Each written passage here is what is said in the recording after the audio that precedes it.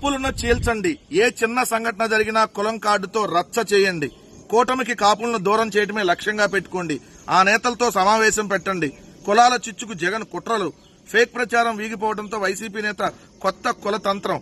Ambati, Gudivada, Kurasala MLC తోటకు దిశానిర్దేశం. హోంమంత్రి అంత విషయంలో ఏమీ కాదంటూ అమర్నాథ్కు అండ అని చెప్పి ఆంధ్రజ్యోతి రాధాకృష్ణ ఈరోజు రాసినటువంటి అబద్దాల వార్త. ప్రతిరోజు వైఎస్ఆర్ కాంగ్రెస్ పార్టీ మీద, జగన్మోహన్ రెడ్డి గారి మీద విష ప్రచారం చేయకపోతే ఇంటికి వెళ్తే కూడు పెట్టరేమో, లేదంటే నిద్ర పట్టదేమో అతనికి. ప్రతిరోజు జగన్మోహన్ రెడ్డి గారి మీద ఏదో ఒక నెగిటివ్ వార్త రాయాల్సిందే.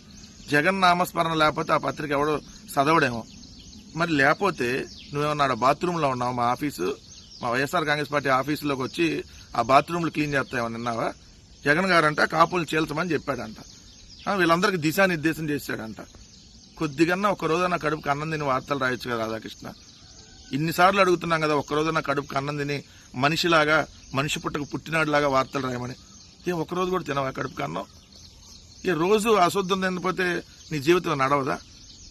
కాపులు మేము చీల్చమని చెప్పామా? ఈరోజు ఆల్రెడీ ఎవరెవరైనా చీల్చవసరంలా.